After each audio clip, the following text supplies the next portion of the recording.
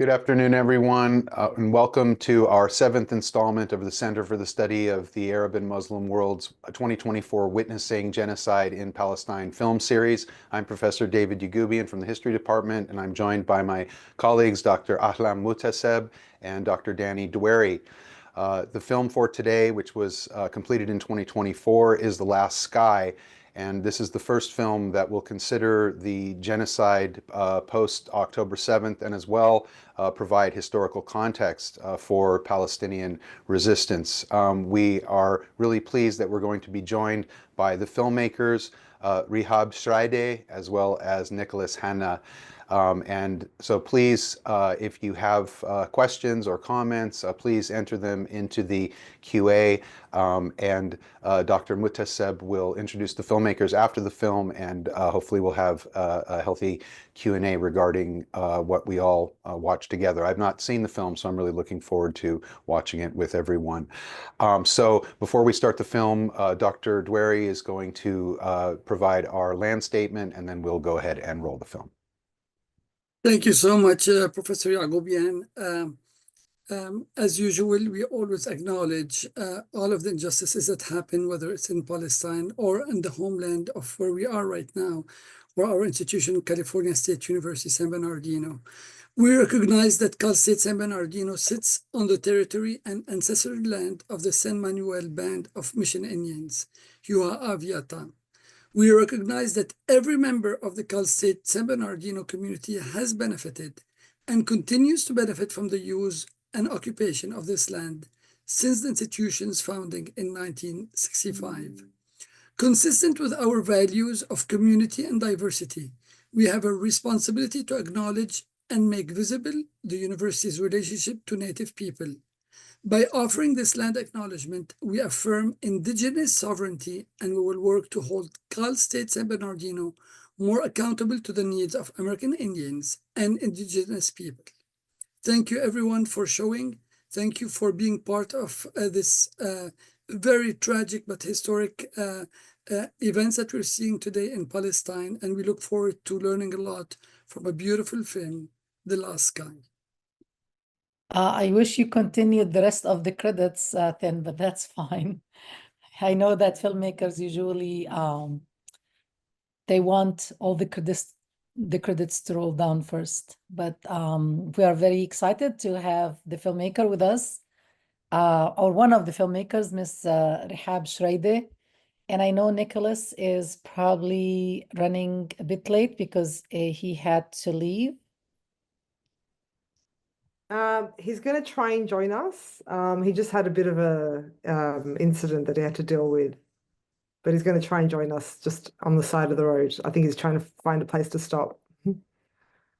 Well, thank you for joining us. We're very excited to have you. So I'm going to introduce you now, and when Nicholas actually join us, we could probably introduce him then. So I'm very excited to have a friend that I met in 2019 at the American University of Beirut. We had a conference on digitizing Nakba archives, right, and oral histories.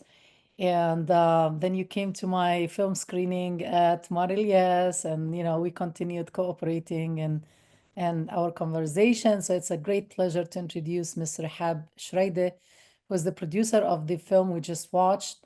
Ms. Rihab Shraide is a Palestinian media producer and filmmaker based in Beirut. She's the daughter of Palestinian refugees who were expelled from their village, Safsaf, when it was invaded during the olive harvest of 1948. For the last 20 years, she has worked in the Middle East with various international news networks, including Al Jazeera, BBC, and SBS. Welcome. Nice to have you, Rihab. Thanks for having us, and thanks for having us. Thank you. No, we are very privileged. Can we claim that this is our US premiere? It's played in the US before, actually. Okay. But West Coast? and in California, Santa Rosa is in California, is it? Okay. Yes, it's played in. We can't even claim the California premiere. The Southern California premiere. Okay. The California University premiere. Okay. Southern California, we'll take that. Well, thank you very much for this amazing documentary. You managed to pack so much in just less than 60 minutes.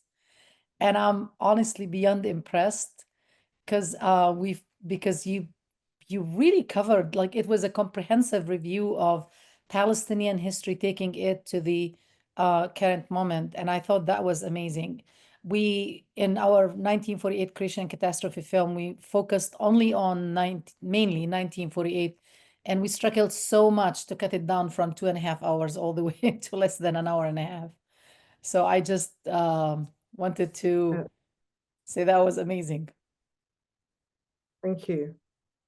Thank you. So why don't you tell us the most exciting question usually is the question about the story of the film. And you tell us a little bit, I mean, Nicholas starts narrating a little bit of that, but if you want to add anything to that story, that would be highly appreciated. Yeah, I mean, basically, it was a film project that came about accidentally, really. So Nicholas and I traveled to Lebanon in the beginning of this year, and we just before we traveled to Lebanon, I had taken these tapes out of the garage and dusted them off and just digitized them. So it was some like material that we hadn't really seen much of since we filmed it 20 years ago in Palestine and Lebanon. And we just felt it was very important. I mean, Nick, he's the director, and I wish he was here to join us to say this in his own words, but I think his main motivation was that, when we think about Palestine and talk about Palestine, it's often in the news, but what's left out of that picture often is the voice of Palestinian refugees, and especially in Lebanon.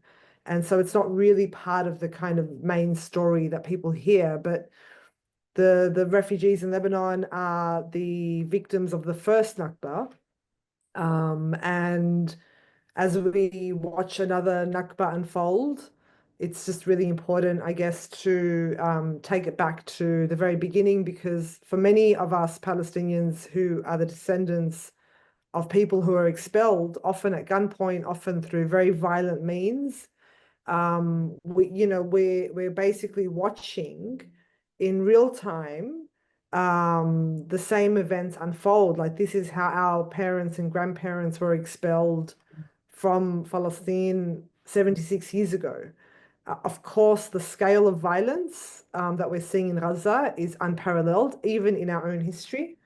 Even those of us who are very familiar with, from the beginning, if you speak to any Palestinian, they will say to you that from the beginning, every single policy and every single right that's been denied to Palestinians is a form of genocide. So the genocide began, removing people off their land, not allowing them to return, destroying villages. These are all forms of genocide.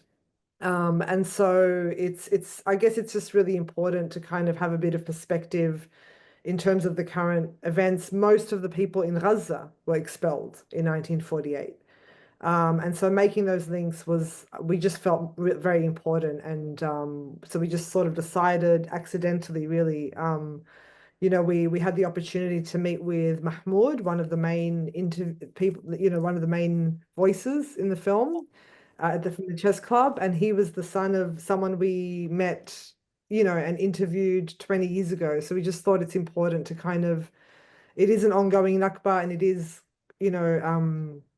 intergenerational, the experience of the Nakba. And so again, we just thought it was important to, talk about what's happening today through the eyes of Palestinian refugees in Lebanon. I forgot to introduce my colleagues, Dr. Danny Doueri, who is actually Lebanese, and Dr. David Yagobian, Iranian, Armenian, American. And, they teach with me also at Cal State San Bernardino, and I'm sure they also have questions. But just a quick question, follow up. So that interview, yeah, actually, this is one of my questions. So the interview, with the older man who actually passed away in 2007, and with Mahmoud. So these were made for another documentary, or? you know, for another project, or how did that work? You mean the footage from 20 years ago? Yeah. Yeah. Yeah, Yes. I mean, we did make some short films at the time. We made some shorts, but mainly actually from the footage in Palestine. And we always felt bad about not having done anything with the other interviews, really. And so we just felt like this was the perfect opportunity and the perfect time to do it. And so it feels good to have done something with those interviews. I've also made a short film with the footage with Abu Saleh, Hanna, and so we just felt like it was more important than ever to hear their voices, to hear their perspectives. And so we never really, to put it into a kind of longer film and longer narrative was something that felt like we did justice to those interviews, because a lot of Palestinians in the camps will tell you that so many people come through with their cameras, and so it didn't feel good to not really have done something with it back then, and it was a great opportunity to do that now. And yeah. That's great. I know that Dr. Yagobian has a comment or question. Do you want to? Yes, thank you. Amazing, really brilliant film. And to my knowledge, it's unique in the context of it's addressing the issue of popular support for the resistance. In many documentaries, the resistance is sort of cast as something else, and if you will, kind of the way it's depicted sort of in the shadows, and we don't hear about those people, nor do we really hear about popular support for them. So I was just wondering if in your return and your pursuit, in light of what you did in 2004, if that was something that developed along the way, or if that was something that you sought to address when you initially went out to gather the new footage. Well, I think, I've heard Nick answer this question before, actually, in previous Q&As, and it was really the people speaking about how they felt about the events, and it was really they centered the resistance because it's central to their struggle. I mean, the Palestinian right of return is at the heart of the Palestinian struggle. The vast majority of Palestinians have been ethnically cleansed from their villages and towns and are denied the right to return. So this has always been at the heart of our struggle. And, the right of return is enshrined in international law. Regardless of why people leave their home, they have the right to return. And it's also been reaffirmed in the United Nations General Assembly over 50 times, but obviously vetoed by the US and Israel's allies. And so really, the right of return should have been achieved through these mechanisms of international law is there to protect human beings on this earth, to ensure that they're not denied basic human rights. So it should have been achieved through those mechanisms. Failing that, and failing the United Nations General Assembly being asserted, there should have been an international community outcry from the international community to demand that Israel applies these laws. But that never happened. For decades, that didn't happen. Palestinians have been forgotten about, their rights have been denied, and the international community there was no outcry.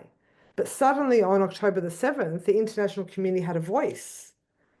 And so this condemnation of the resistance, when seen in that context of this denial of rights for decades, where Palestinians have been trying everything and screaming and shouting and going to the courts and saying, but this is enshrined and this is so if the only force in the world right now that's demanding that the Palestinian right of return is not forgotten is the Palestinian resistance. So nobody can blame Palestinian refugees for placing so much faith in the resistance, because it's literally the only force in the world that is saying, we don't accept. The world might accept that we are denied our rights. The world might be okay with it, but the resistance is saying that we're not, that we have the right to return to our homes and villages. We have no other place on this earth, on this planet, that we can call home. Nowhere else. And the expulsion of Palestinians, it has the level of violence that displacement creates, for people, and the level of disruption in people's lives is unimaginable, really. And we don't have enough time in this what's the English word for ade, in this, in this meeting now, session. Session or Thank you. panel. Yeah. In this session, that's right, to talk about how disruptive, ethnic cleansing and the denial of right to return, how disruptive that is in people's lives. And it doesn't matter what we establish in this exile, to be able to be denied the right to live or even to visit the place where most of our grandparents and great-grandparents are buried, where all of our stories are, where all of our songs and poems are, where our trees and rivers and springs that mean a lot to us. To be denied this disruption is unspeakable. And so the Palestinian resistance, it's not out of any love for violence or anything like that, but it's a statement saying that we refuse, even if the world doesn't, we refuse to suffer at the hands of this Israeli war machine that's hell-bent on removing us from our land by any means, usually by violent means. And this violence, this war machine unleashes itself on the bodies and the lands of Palestinians year after year. So the Palestinian resistance is very much saying no to that. And I also believe, like the people that we interviewed, that people have the right, not just the right, but the obligation to resist annihilation.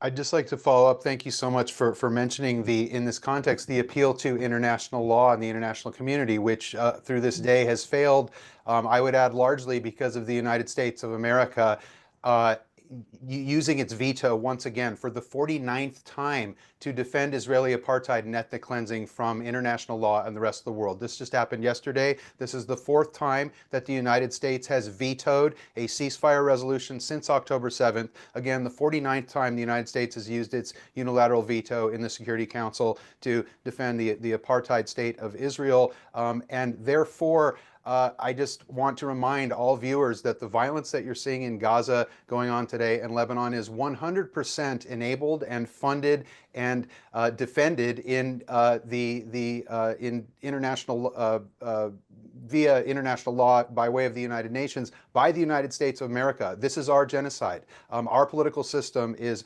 propagating this, is sustaining this. There is an air bridge 24/7 going to Israel to deliver the bombs that are killing Palestinians and Lebanese today. If the United States of America cut off its support and enabled the international community to utilize the UN to bring about a ceasefire resolution, the violence would stop immediately. So this is our American genocide, and I'll just add that I do not buy this continual good cop, bad cop narrative of, oh, it's Netanyahu. It's not Netanyahu, it's us. It's our American government is supporting this genocide against the Palestinian people on a daily basis since October 7th. And again, I'll just bring it full circle. That's why it's so important that this film and your response regarding the importance of the support of and the understanding of what the resistance is all about, because lacking an international response, lacking a regional response from surrounding Arab nations, clearly Palestinians have no other option than to pursue their legal rights under international law to engage in armed resistance. So again, I wanted to add actually one thing, because this is a very crucial point, Dr. Yagobian. Not only this, today, the Biden administration doubled down when the ICC, the International Criminal Court, issued the arrest warrants against Netanyahu and Gallant, the former Israeli defense minister. They doubled down by actually condemning the decision and by going after the ICC. This is an independent, highest court of justice, in the whole world.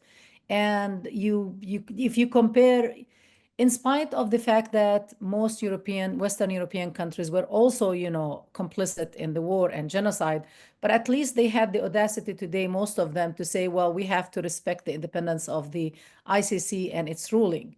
While in the United States, we went out of our way, actually, our government went out of its way to put pressure on those judges, to threaten them, to threaten their lives and livelihoods. And now they are going after them again for daring to issue such a ruling. And, it's like it couldn't have been worse. Sorry, I had to add that one. I don't know if you want to. No, and Yeah, go ahead. if I can just comment a little bit on that, and it's just, I mean, from the very beginning, Israel and its allies have precluded justice at every turn, including in the legal institutions that, I mean, it's not just dangerous for Palestinians and for Palestine, but we all want to live in a world where, let's say, for whatever reason, you have to leave your home, you're forced to leave your home, whether because there's war, it could be a natural disaster, whatever the case may be. We want to live in a world where we can return. That's a right that's important for everybody, for all people. And so, the precluding justice on this level is dangerous for everybody. And just like accepting this kind of new normal of colonial violence that Israel is unleashing on the precious bodies of Palestinians in Gaza, this sets a precedent, and it's dangerous for everybody. So even if people want to be selfish and not support the Palestinian struggle for the sake of Palestine, but for the sake of themselves and for the world that they want to live in, a world where rights are protected, it's really important to resist this kind of, imperialist, choking of natural justice. I see your hand, Dr. Edweri, but I want to ask you, do you want to check on Nicholas just in case? Maybe he's trying to get in. He said he's in, but I don't know if you need to accept him or. Okay, that's what I was afraid. So there is a number. Maybe Is that Finn can bring him over. Well, is that his number? Can you check the list of participants? Because his name doesn't show up, but there is a number, a phone number. I think probably that's him. Yeah, well, what's the phone number? I can give it It's to you. 614, end with 897. That's him. Okay, can you let him that's him. in? Well, I'm happy I asked that question. Okay, then should be able to get him as a panelist in a minute. Dr. Dweri, go ahead, sorry. Thank you so much, Rehab, for your amazing film. It's very disheartening to just watch it. I wanted to first recognize one of our attendees here, Professor Rahman, who really said how ironic it is that your film is shown on a day when the ICC just issued actually now warrant of arrest warrant on it. So it is extremely timely. I'm gonna just make two comments and then leave it up to all of you, of course, to continue. It's very also ironic that you but you mentioned the chess. 2.5 months ago, my mom had an office in Lebanon, and her and her brother who passed away, and they wanted to sell it. It's a law office in the area called the Kola in Beirut. You know the area Kola. So I said, who wants to buy an office now that the war? In the Kola area, in Beirut, in the Kola where all the taxis. The Kola. Kola. Yes. So, like, who wants to buy an office in the war? And the person who wanted to buy it is somebody who's Palestinian, who wanted to open a chess club because he wanted to have an infrastructure for people to compete not only nationally, but also internationally. And he has an obsession. His life savings is just to come and open a chess club. We did all the paperwork, all the sales paperwork. 2 days before things, when they were ready to pay, the war started in Lebanon. I mean, the war never stopped in Lebanon, but the pagers, the 4,000 people, the terrorist attack that happened on 4,000 people happened, and then the whole deal did not go through because anybody who has money today will hold off on it. So sorry, just 1 second. Finn, can you please let Nicholas in? He came back. Sorry, go ahead. Thank you. So I wanted to share that experience, I mean, that example, one, because it's real, two, about the chest, but it is just an example of the resilience and the dream of people to say, we shall continue under every single challenge that we have to make our life better. And I can promise you, and we all hope, well, we don't know when every single inch of Palestine will be, of historic Palestine will be freed. It will be freed because 700,000 Israelis have already left their land, while Gazan are going back and staying in the north. We are not going to leave. This is a population and a community that is attached to the land, not one that says once we have bombs, we're going out and we don't want to even serve. And this is a great example to show that there is no way on earth other than having great hope that even with all the disappointments and the hypocrisy of the international community, one day will happen, and every Palestinian will, of course, will go back and enjoy the beautiful culture and history of this beautiful people and community. So thank you so much for this film. It's just so amazing. Okay, we are Thank you. Thank you. Nicholas And sorry, just one second. Nicholas, Well, Finn is trying to identify him. It's the cell phone that ends with 897.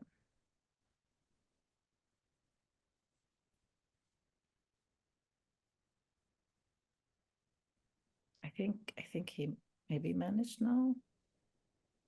We sent him a special link, but it seems he couldn't use it. no, he was, oh, okay.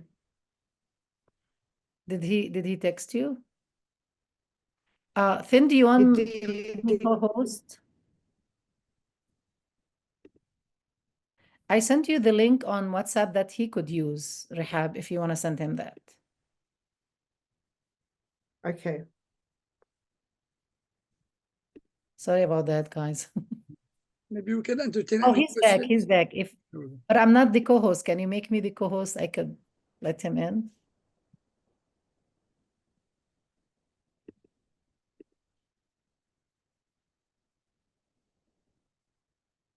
Finn, are you with us? Can you please say something?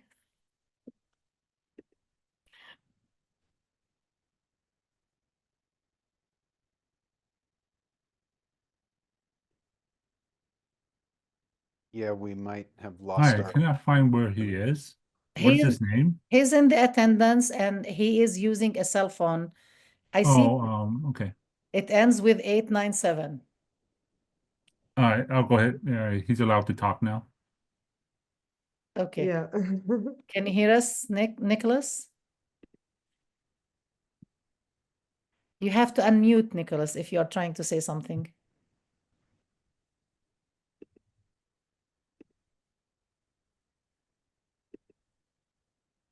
Yeah, give him permission to talk and He's not not muted, unmuting. he's saying, but Oh, now he's Oh, yeah, unmuted. he unmuted. Can you hear me now?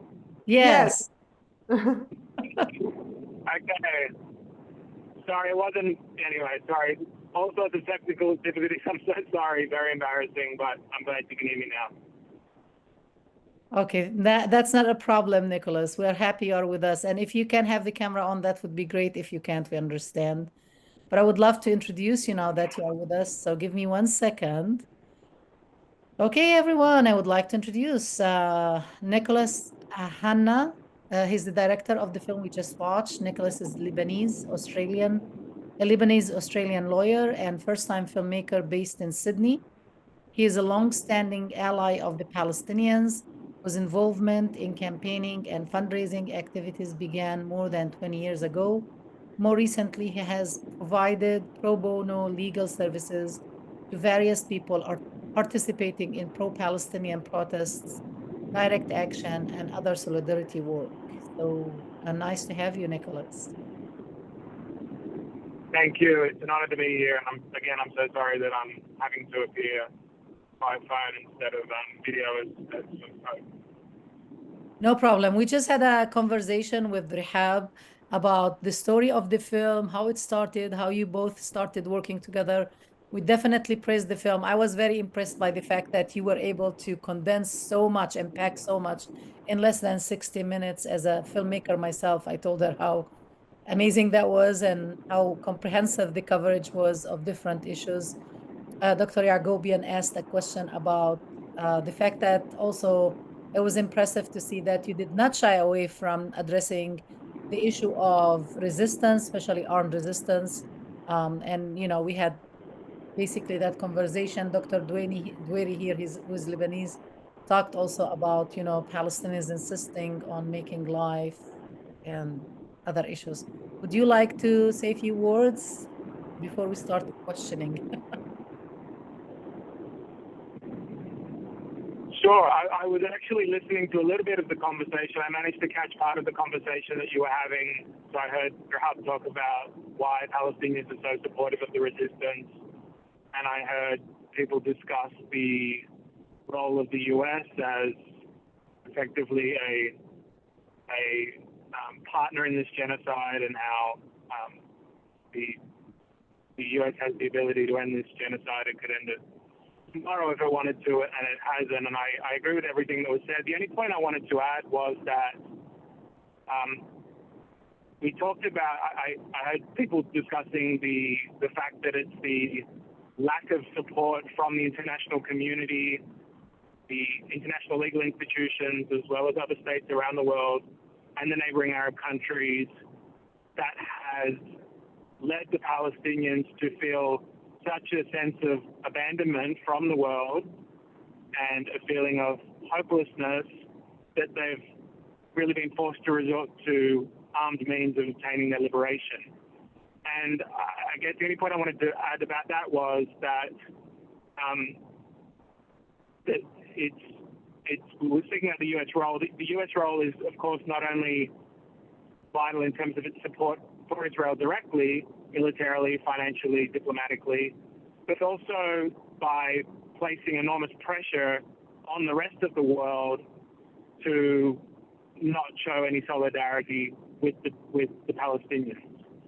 And that can be seen, for example, in Australia. So Australia support, people often ask me in Australia, you know, why is our government so supportive of the Israeli war machine, notwithstanding the fact that the majority of the Australian public is against what Israel is doing and actually supports a ceasefire and supports Palestinian statehood. And a lot of people are very quick to assume that it's the role of the Zionist lobby. And of course, there is a Zionist lobby in Australia, as there is a Zionist lobby in most countries in the world. And I'm not at all seeking to minimize it or downplay its power, but I really don't think that it's the most important factor that causes the Australian government support for Israel. Rather, it is our subservience to the U.S. And since 1945, since the end of World War II, the Australian government has our foreign policy has been largely dictated by the U.S. And that explains why we've participated in every single war that the U.S. has fought since World War II, notwithstanding that these countries have posed no threat to Australia whatsoever and had no interest in Australia. And it's for that reason that we provide unconditional support to the U.S. and why every Australian government is absolutely terrified of standing up to Israel. It's the fear of what the repercussions will be from the U.S. more than from the Zionist lobby, if that makes sense. It's not like in the U.S. where AIPAC openly boasts about its ability to unseat candidates, congressmen, senators, etc. I think AIPAC, recently boasted that I think in the last, the last 10 candidates that it put up, this was before the recent elections, but prior to that, the last 10 candidates that it put up, they'd all been successful. We don't have that in Australia. And in many countries around the world, the Israeli lobby is not that powerful or influential.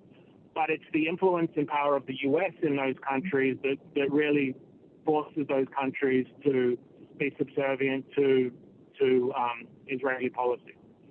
Absolutely. I've always, said that it's actually the struggle against imperialism before anything else. So you're absolutely right in that assessment.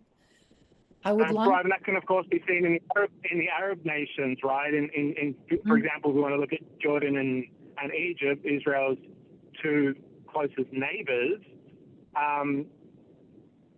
They are. It's not really so much the power of the Israeli lobby in those countries. It's the fact that they are U.S. client states, and that those regimes would fall tomorrow if the U.S. stopped its military and financial support for them. That's true.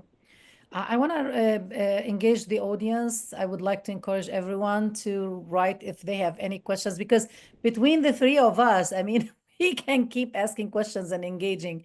But I also want to read a few comments that were left in the Q&A. Dr. Rahman says, what a coincidence. The center is screening this film that chronicled Israel's war crimes on the day ICC issued arrest warrant against Netanyahu. He also said this documentary evidence that incriminates Israeli leaders will be used in ICJ and ICC ruling. Great work, impressive work that connects history to current events. We have anonymous attendee said, thank you for showing the documentary. What can we do to show our support to the Palestinians? Would you like to take this on? You're addressing that to me? Both of you, whoever would like to address it. If not, we could probably provide a few things here.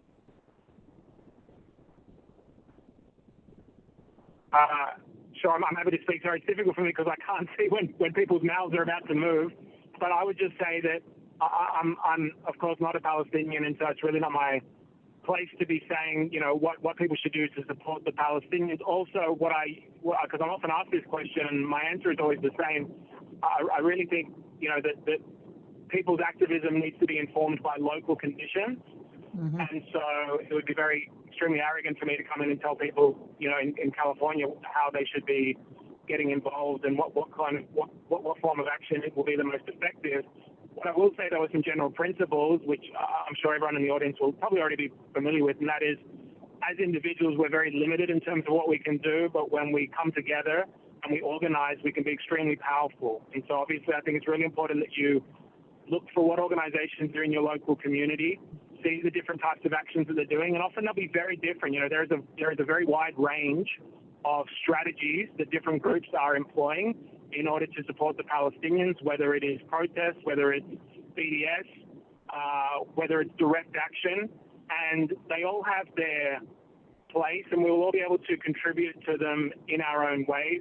Personally, for me, I think given the gravity of the situation right now and the fact that Israel is constantly escalating, it's important that we escalate as well, and we constantly look for ways to be the most effective. And I really believe that right now we've seen over the last 13 months the real limitations of protest as a strategy. I think that they really can't be the sum total of our activism, and that we do need to engage in a strategy that really targets the weak points of Israel and its allies in the West. And I think that the best way to do that is through direct action. But again, that's not to say that has to be the only way to do things. But personally, I think that's been the most effective. And we've seen that particularly in the UK with Palestine Action. They're a group that breaks into Israeli weapons factories, mainly those owned by Elbit Systems, which creates most of the drones that are used to slaughter Palestinians in Gaza. And they smash the equipment and shut down the factories. And they've been able to permanently close 2 weapons factories in the UK, as well as to place enough pressure on many of Elbit Systems' allies, such as Barclays Bank, to divest and terminate their commercial relationships with Elbit Systems. And so I think that Palestine Action should give us inspiration in other countries as to what sort of actions we can do. But again, you need to be informed by local conditions, because even for example, the criminal justice system can vary greatly in other countries, and so that the penalties that people might be exposed to in the US might be very different to the UK, and that's a relevant factor when considering what action we should be taking. Thank you.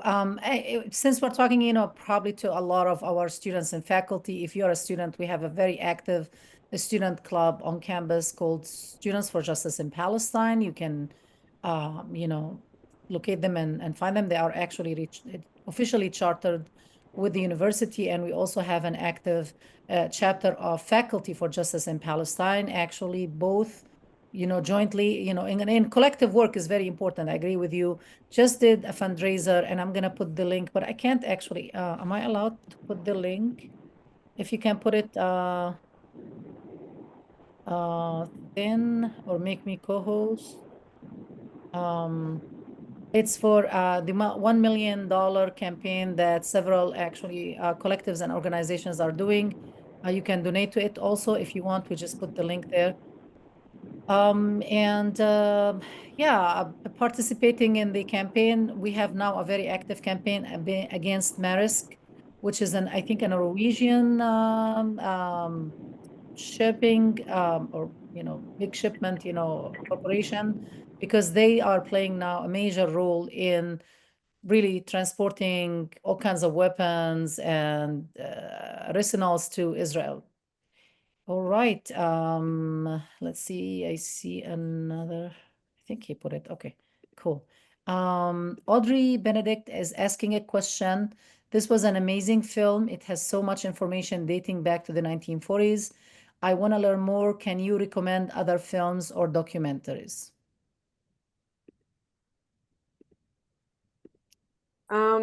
I can probably answer that. There's a couple of resources online. Flamuna is an online Flamuna? Flamuna. It plays, it has films that you can watch for free, one film a week at least. And sometimes they release more. But there's also the Palestine Film Institute is worth checking out. They also have a list of films. Some of them they provide access to. And there's many documentaries. Your documentary, Ahlam, is, if they haven't seen it, they should. It's online for free now. We released it last year. 1948 catastrophe. Great. Yeah, so there's it's a thriving Palestinian cinema. Is pretty, there's a lot of new films being made as well. So and a lot of good books, obviously. Yeah, and we are doing the film series this semester. We still have one more film to go, I think. One more film for this semester, and we have been screening a film every week, and we will have another series in spring. So just pay attention to our announcements. We usually send those to the forum, to the campus listserv, and we send it also to our collectives. If other people don't have a question, I have a question. Oh, actually, we do. Oh, this is one.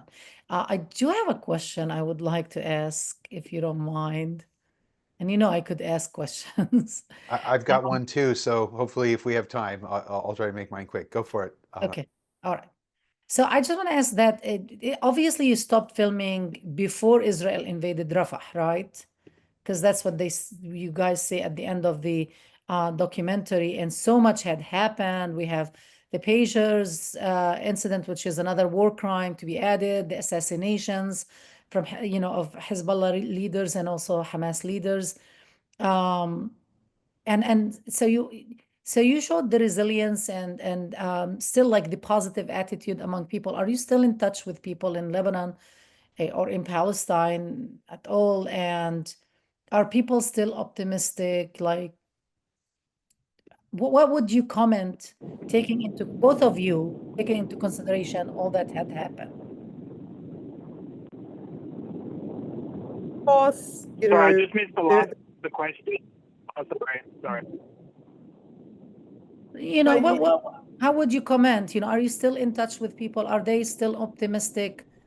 Have you noticed some changes in their attitudes regarding all the assassinations and the horrifying conditions that gotten worse and worse? They are getting worse by the day,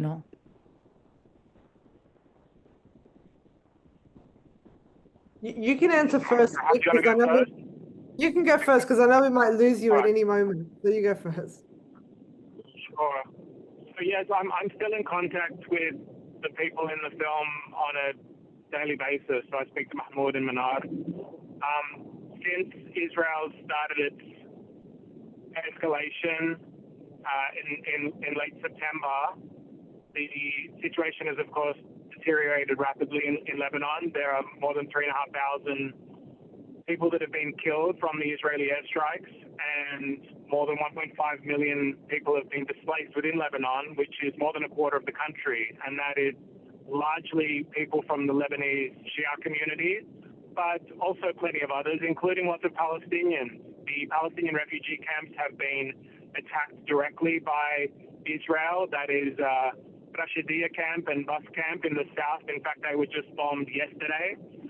Ain al-Halwa refugee camp in Saida, which is where many of Rahab's family are from, and where Abu Saleh, the Nakba survivor, the male Nakba survivor that is featured in The Last Guy, that's where he was living.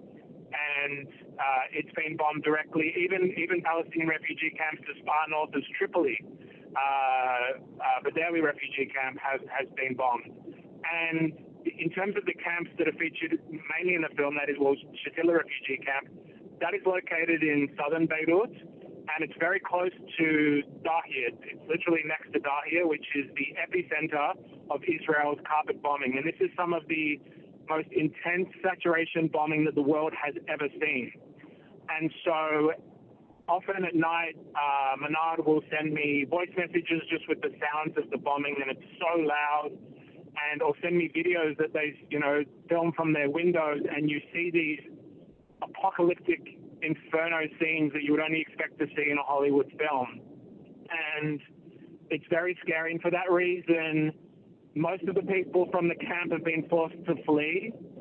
The lucky ones are staying in makeshift shelters, in schools, or in halls, and the unlucky ones are sleeping on the streets or on the beach, which is becoming much more difficult now that winter is approaching and it's becoming cold at night in Lebanon. And so it's an extremely difficult situation. In terms of hope and how these people feel, of course, it's a very difficult situation. I don't like to romanticize these. We often talk about the resilience of the Palestinian and the Lebanese, and they are an extremely resilient people, but that doesn't mean that they don't feel fear and they don't feel despair at times, and I think that it's very understandable that the people in Shatila camp are experiencing this full range of emotions. But one thing I would make clear is that their support for the resistance is unchanged. They're still extremely supportive of resistance, and they are trying to resist in the best way they can because Israel has been so unsuccessful in mounting its ground invasion. It's very good at hitting soft targets. Israel's always been an expert at that, right? And so it's fantastic at using its state-of-the-art fighter jets and drones to bomb hospitals and universities and schools and medical centers and residential buildings. But on the ground, it has met extremely stern resistance from Hezbollah. And so while Israel has been able to enter for a few hours at a time, they'll enter a village on the border, they will blow up some buildings, they'll ransack some homes. They have a very strange fetish in taking photos with Arab women's lingerie, and they'll make their TikTok videos boasting about their war crimes, but then they'll be forced to retreat. And so they haven't been able to actually hold a single Lebanese village or town, notwithstanding the fact that they have 70,000 troops amassed at the border. They are backed by the only air force in this war, and they have the unconditional support of the world's only superpower. And for that reason, they haven't been able to actually advance. And so the Palestinians haven't even had the need to or opportunity to engage in any sort of fighting, although there have been a couple of Palestinian fighters have been engaged in the border and who've been martyred. For the most part, the Palestinians are still not involved in the fighting. And so the only way that they can resist is by surviving and by supporting their community and trying to keep up morale. And that's what Manad has been doing with Mahmoud. They have been our contact persons in the camp, we've been raising a lot of money and sending it there so that they can support people in the camp with essential items such as blankets, detergent, diapers, and staple food items. And that's their way of resisting, and that's how they've been able to stay staunch in the face of extreme adversity. Thank you. Go ahead, Rahab. Sorry, was that? Sorry. Yes, thank you, thank you. Would you like to comment, Rahab, or should we take the next? I'll just make a short comment, and that is that, you know, if anything, like if Israel gets away with this genocide and this kind of you know, new normal of colonial violence, it is more dangerous than ever for Palestinians and Lebanese, because it will set a new precedent. And so you know, when I spoke to Mahmoud, who was interviewed in the film, I spoke to him last week sometime, and he said that this is the fight of our lives. You know, we're going to lose a lot.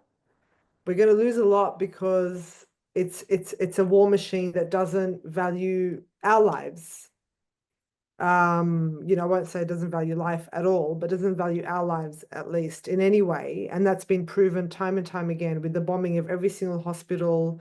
When you look at the number of, you know, people that are being killed and maimed and starved, and, you know, the different tactics that they've used, they've made it very, very, very clear, more than ever, those of us who have decades of experience facing Israeli aggression and Israeli genocidal, you know, different genocidal strategies towards us as a people, even those of us who are that familiar with Israel, are shocked to our core that the level of depravity and the level of unchecked violence could be carried out in this way.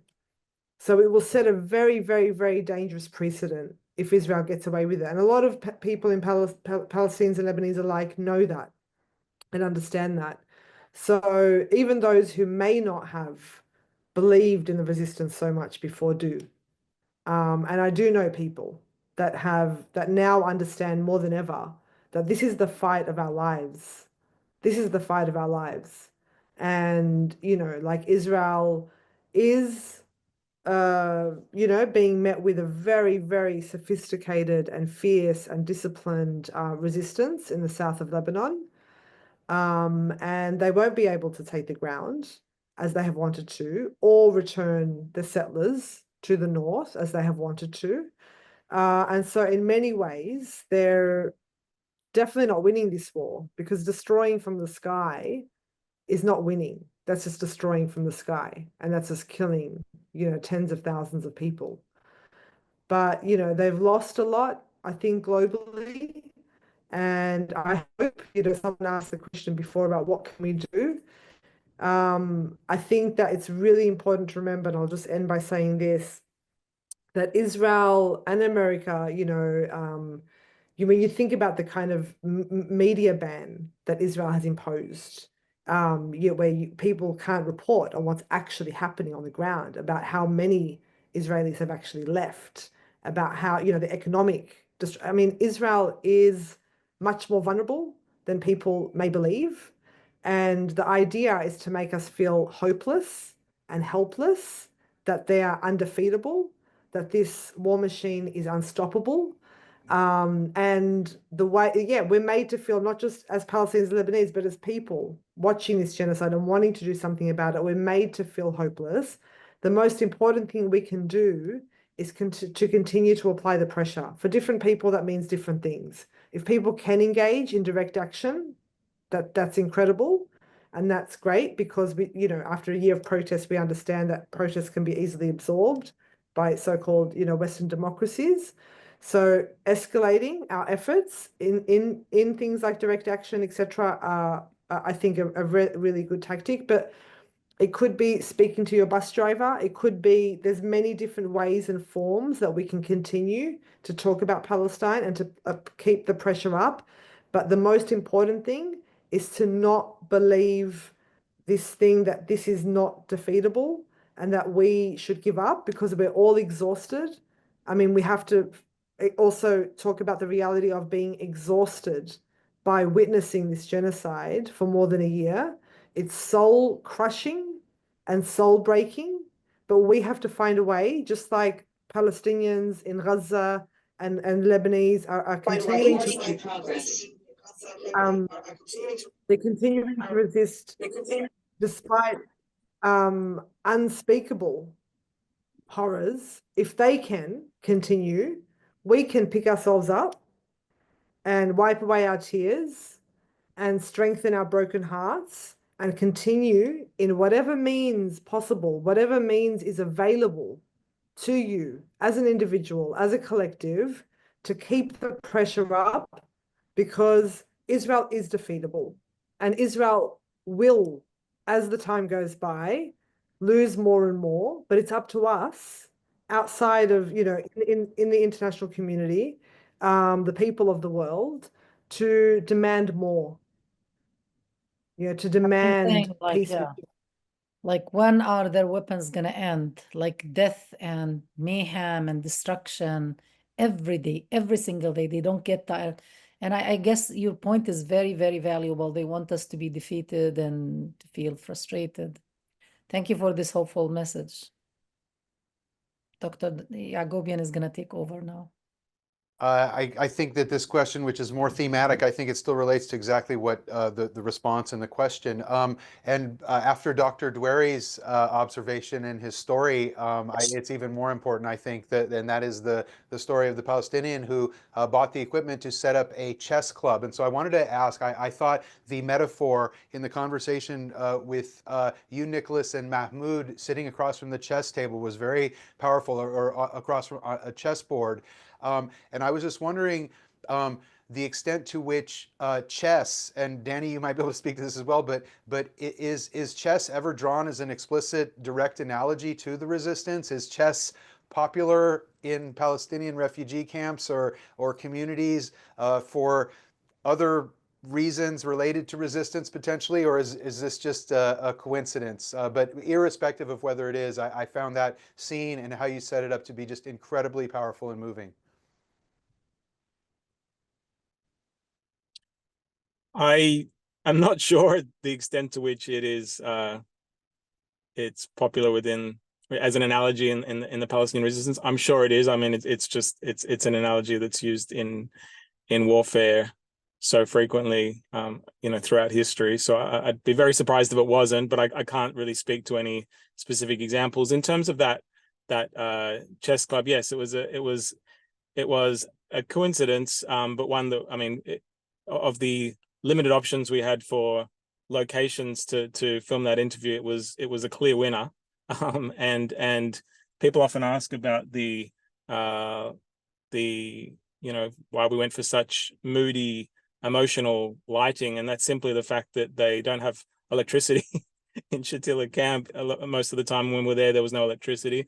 We've so, and they didn't have a generator, and so we just had to make do with the very dim light, the natural dim light that was able to get through. So yes, that's all I can really add to that one. Thank you. Just a brilliant and powerful scene. Much appreciated.